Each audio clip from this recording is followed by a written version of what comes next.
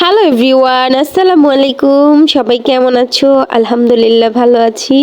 আজকে আমি রান্না করব সরিষা ইলিশ। তার জন্য আমি সরিষা আগে থেকে ব্লেন্ডার করেছিলাম, সেটা দেখাইতে ভুলে গেছি। এটা হচ্ছে সরিষা বাটা। আর আমি এখন পেঁয়াজ আর কাঁচামরিচ একসাথে ব্লেন্ডার করে নিলাম। নেওয়ার পরে এই যে একটু আদা রসুন বাটা দিয়ে দিলাম। ওটা হচ্ছে সরিষা বাটা, পেঁয়াজ আর কাঁচামরিচ বাটা। আর এটা আদা রসুন, হলুদ, লবণ, মরিচ সব কিছু একসাথে দিয়ে একটু মাখা জাখা করে নিলাম। আর এগুলো হচ্ছে আমার ইলিশ মাছ। তো আমার ইলিশ মাছগুলো অনেক বড় বড় সাইজের, তোমরা কেউ কিছু মনে করো না। আমার বাসায় যা আছে তা দিয়েই আমি চেষ্টা করি সিম্পল রান্না করতে। তারপরে এখানে সরিষার তেল দিয়ে দিলাম, দিয়ে উপরে ধনিয়া পাতা ছিটিয়ে দিলাম। এখন মাছের সাথে সব মশলাটা আমি সুন্দর করে একটু মাখা জাখা করে নিব।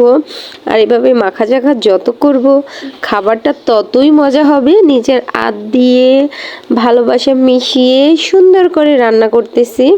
আর একটু সরিষার তেল দিয়ে দিলাম। আমার কিন্তু মাখা অলরেডি কমপ্লিট হয়ে গেছে। তারপরে আরেকটু মাখা জাখা করে নিলাম।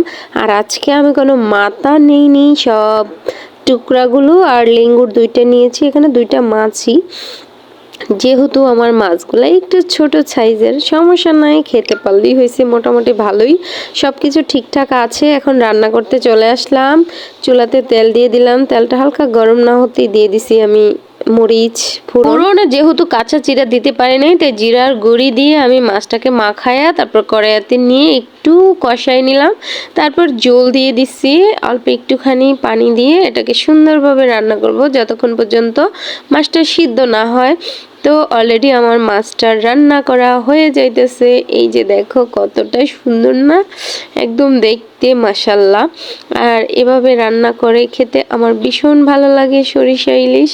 আমার বাবুরও অনেক পছন্দ সরিষা ইলিশ। আর দেখো কত সুন্দর করে রান্নাটা হচ্ছে, দেখতেই ভীষণ মিষ্টি লাগতেছে।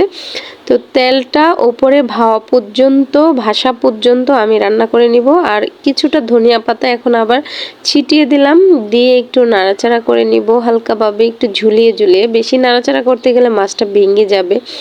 মাছ যাতে না ভাঙে সেইভাবেই রান্না করতে হবে। তো আমার রান্না অলরেডি কমপ্লিট। দেখো আমার রান্নাটা হয়ে গেছে। এগুলো কিন্তু সম্পূর্ণ তেল, দেখো কতগুলা তেল দিয়েছি আমি।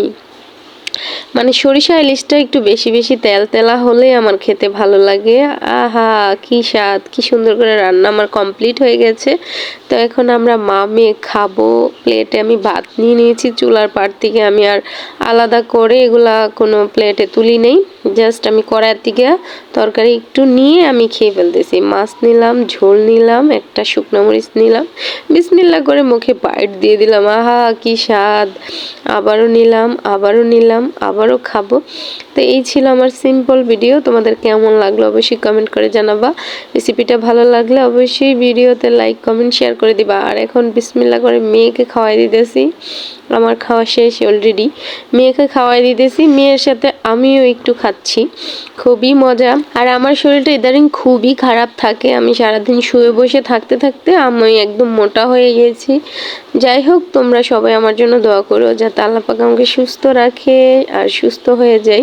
সবাই ভালো থাকো, আমাদের জন্য দোয়া করো। আর খেতে চাইলে চলে এসো। আল্লাহ হাফিজ, bye bye, tata, love you all, thank you সবাইকে।